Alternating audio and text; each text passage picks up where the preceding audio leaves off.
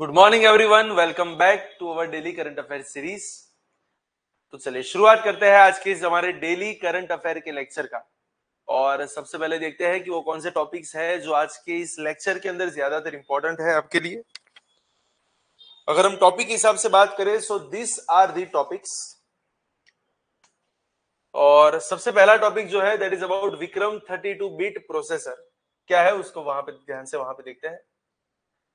Second, the global peace index जो भी वहां पे रिसेंटली डिक्लेयर हुआ है और जहां पे आउट ऑफ 163 नेशंस इंडिया को 115th रैंक वहां पे मिला हुआ है।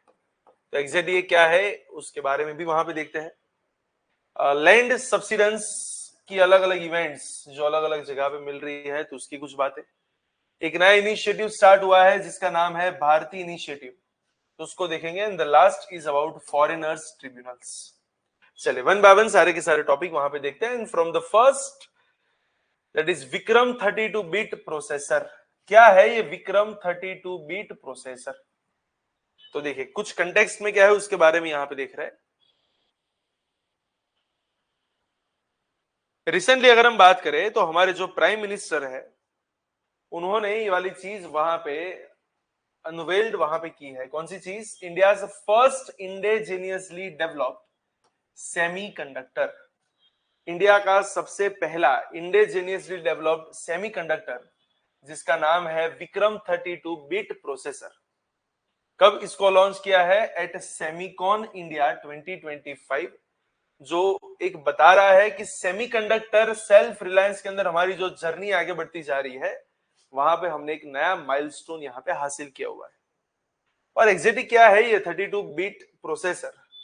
A 32-bit indigenously designed semiconductor chip जिसका ऑफिशियल नाम रखा है Vikram 3201। It is built as India's first made in India processor जिसको आप स्पेस, डिफेंस या एडवांस टेक्नोलॉजीज के अंदर वहां पे यूज कर सकते हैं।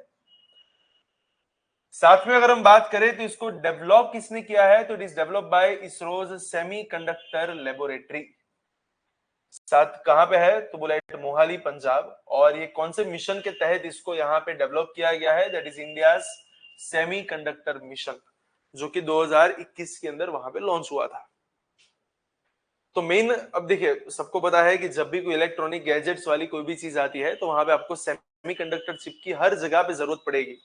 एंड रिसेंटली अगर हम बात करें तो ये जो मेजरली सेमीकंडक्टर चिप्स हम यहाँ पे यूज करते हैं वो नॉर्मली हम बाहर से कहीं से इंपोर्ट ही कर रहे हैं। और इसी चीज को इंडिया में बनाने के लिए मेक इन इंडिया के अंतर्गत ये वाला प्रोजेक्ट हमने वहां पे शुरू किया था। और आपको सबको पता ही होगा वो सेमीकॉन सिटी वाला कंसेप्ट भी अभी रिसेंटली वहां पे डेवलप हुआ है गुजरात के अंदर। सो बेसिकली जब हम ऐसी कोई चीज यहाँ पे डेवलप कर रहे हैं तो उसका मेन एम क्या है? That is to reduce India's dependency on this imported chips और वहां पे कुछ सेल्फ रिलायंस मिल सके, कुछ आत्मनिर्भरता वहां पे हो सके। और देखा जाए तो एरोस्पेस के अंदर, डिफेंस के अंदर, ऑटोमोटिव के अंदर, हाई रिलायबिलिटी, एनर्जी सिस्टम के अंदर हर जगह पे ये वाली चीज जो है उसको आप वहां पे अप्लाई कर सकते हैं।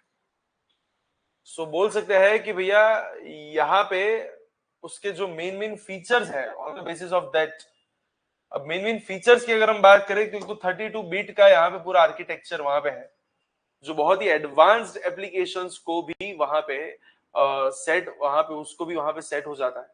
It is designed to withstand harsh environmental conditions such as those in space launch vehicles. तो बहुत ही ज्यादा हार्श एनवायरमेंटल कंडीशन में भी यहाँ पे डट के रहेगा। It is suitable for defence, aerospace, automotive etcetera etcetera. जो नेक्स्ट जनरेशन की जो टेक्नोलॉजीज उन सबको यहाँ पे थोड़ा सा और ज्यादा सपोर्ट मिल सकता है। On the basis of that we can say that it will definitely boost India's technological sovereignty, which is crucial amid global chip supply chain vulnerabilities.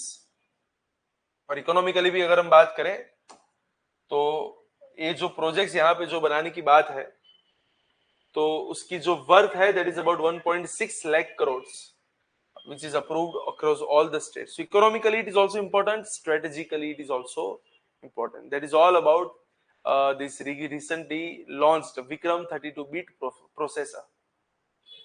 चलिए नए टॉपिक के ऊपर आगे जाने से पहले एक चीज मैं आपको बता दूं that PD Gurukul Ahmedabad, Gandhinagar as well as Baroda, that is Vadodara, तीनों ब्रांचेस के ऊपर नई बैचेस होने वाली है start. Yes, the new batches are about to be launched at all this branches of PD Gurukul. तो PD Gurukul Ahmedabad, Baroda as well as Gandhinagar की हर एक ब्रांच पे नई बैचेस की होने वाली है शुरुआत, जहां पे आपको 3 डेज के फ्री डेमो सेशंस वहां पे मिलेंगे। साथ में आपको मिलेगी up to 50% scholarship. Yes, 3 free demo sessions, up to 50% scholarship, 1-to-1 mentorship for your preparation. Materials यहां से आपको मिल जाएगा, ऑनलाइन प्लस ऑफलाइन कोर्सेज आपको यहां से मिल जाएंगे, प्रॉपर डायरेक्शन आपको यहां से मिलेगी, किस तरीके से कौन से सब्जेक्ट को कितना पढ़ना है। That is the biggest point in civil services preparation which will be provided by one and only PD Gurukul. तो अभी तक अगर आपने एनरोलमेंट नहीं करवाया है तो नीचे डिस्क्रिप्शन बॉक्स के अंदर आपको एक फॉर्म मिलेगा, you can fill up that form as well as you can also contact on this number to get the additional informations. तो हमारे स्टाफ मेंबर जो है वो आपके साथ वहां पे कांटेक्ट करेंगे, you will get information about the new batches, about the preparation, about the structure, the syllabus, the direction, all those things. You will also get one-to-one mentorship. Yes, we are also running a program which is known as one-to-one mentorship, जहां पे हर एक student के साथ एक mentor जुड़े होंगे जो आपको कंटिन्यूअसली डायरेक्ट करेंगे। See there are faculties but there are also some mentors as well. Faculties जो है वो आपको सब्जेक्ट्स वहां पे पढ़ा रही है, लेकिन साथ में मेंटर आपको ये भी गाइड कर रहा है कि कौन सा टाइम सुटेबल होता है एज पर योर प्रोफाइल, जहां पे आप सबसे मैक्सिमम आउटपुट निकाल सकते हैं पढ़ाई में से। आपके पढ़ने का फ्लो कौन सा होना चाहिए, तरीका कैसा होना चाहिए, कब आपको कौन से सब्जेक्ट में कौन सी स्टैंडर्ड बुक वहां पे अडॉप्ट करनी है, वो सारी की सारी चीजें जो है वो आपको मेंटरशिप के थ्रू वहां पे प्रोवाइड की जाएगी। राइट, सो अभी तक अगर आपने एनरोलमेंट नहीं करवाया है तो एटलीस्ट एक बार वहां पे एनरोलमेंट करवाए और साथ में देखें कि इस तरीके की प्रिपरेशन यहां से हम करवाते हैं, जिससे आपकी सिविल सर्विस एग्जामिनेशन की तैयारी जो है वो बहुत ही बखूबी वहां पे आगे बढ़ सके।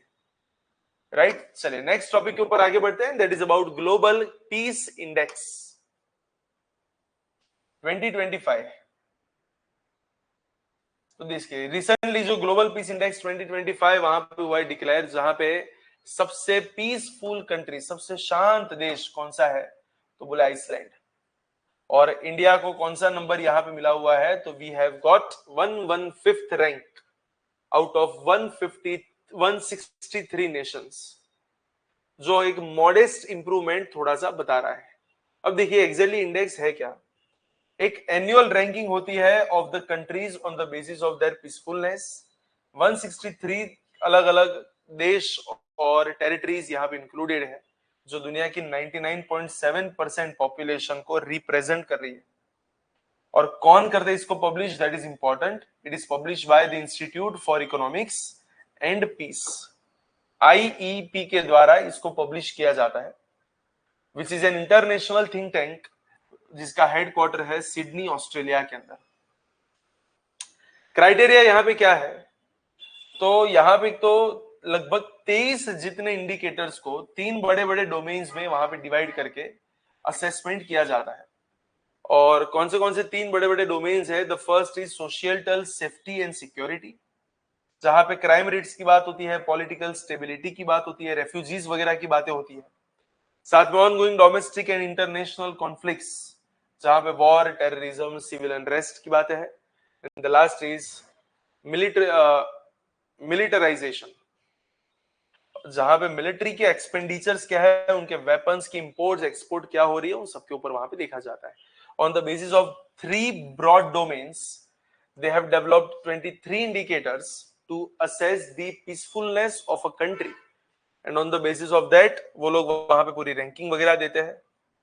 अगर हम ट्रेंड और रैंकिंग की यहाँ पे करेंगे बातें, तो टॉप परफॉर्मर्स में कौन आते हैं, तो आइसलैंड जो है वो पहले नंबर पे जाता है। It is followed by Ireland, New Zealand, Finland, Austria, Switzerland, Singapore, Portugal, Denmark and Slovenia.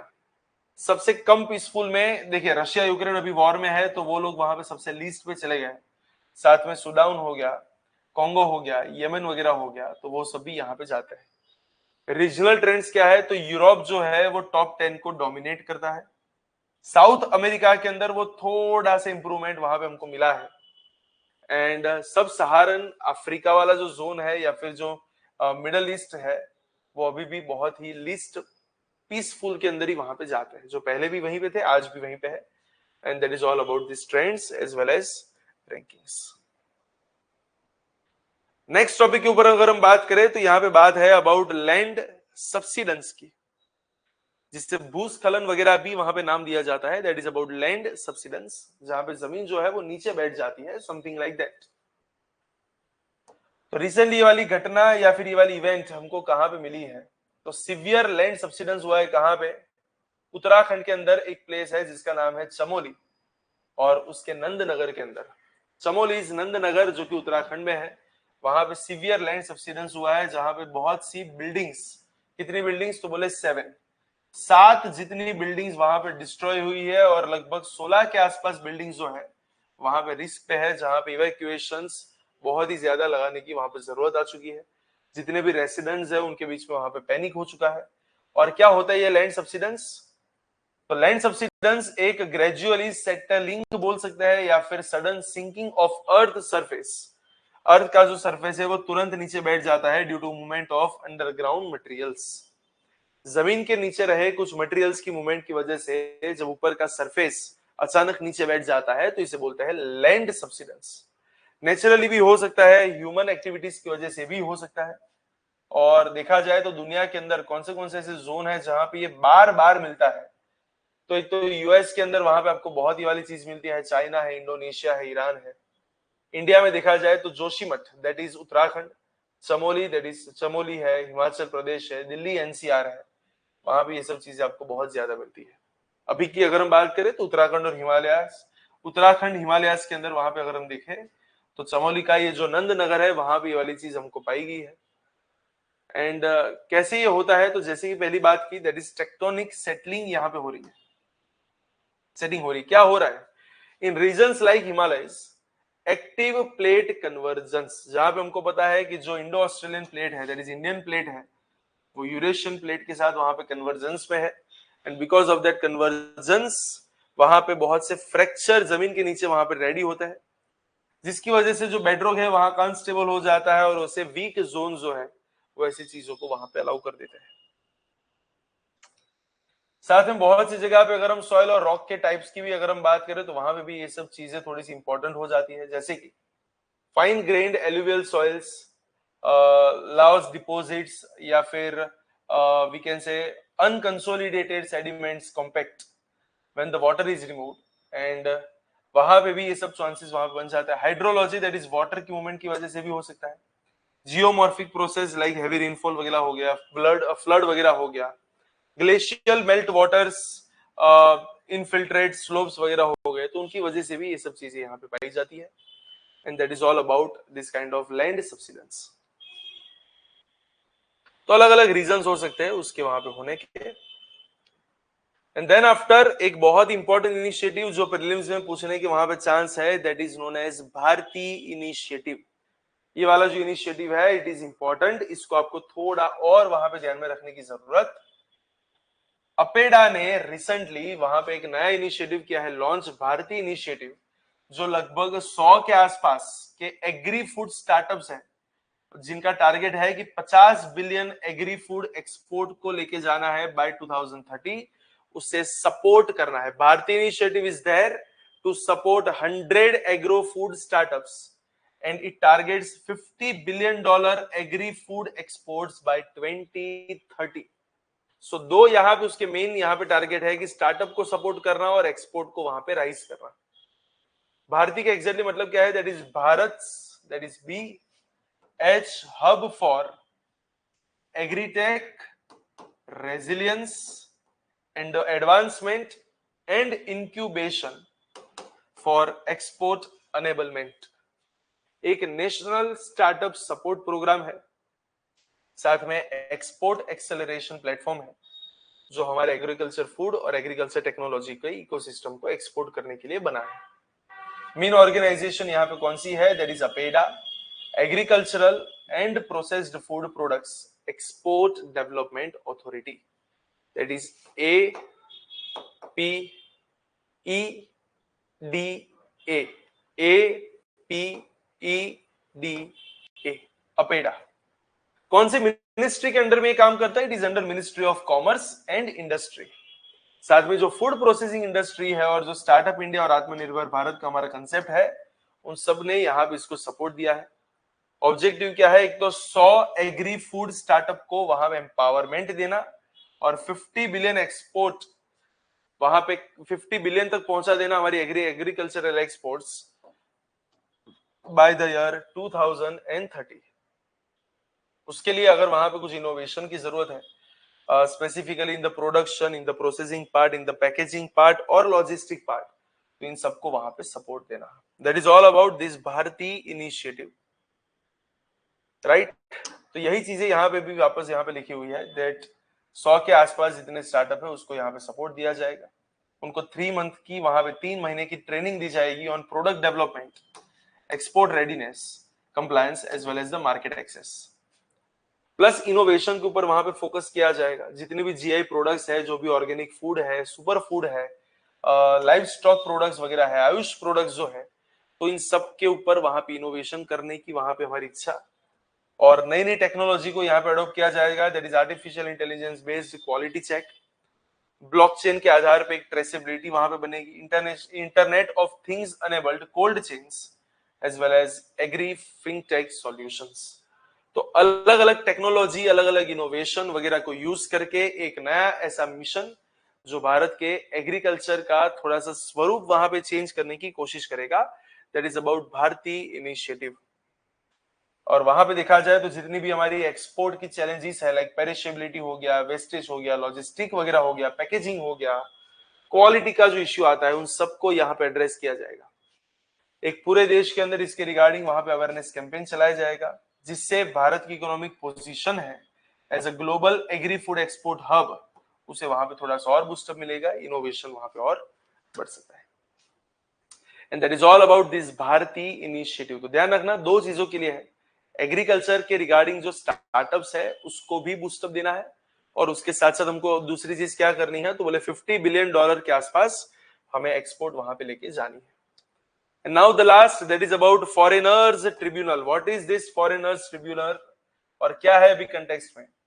तो recently the home ministry, the union home ministry has empowered foreigners tribunal to issue arrest warrants and to send suspected illegal immigrants to detention centers.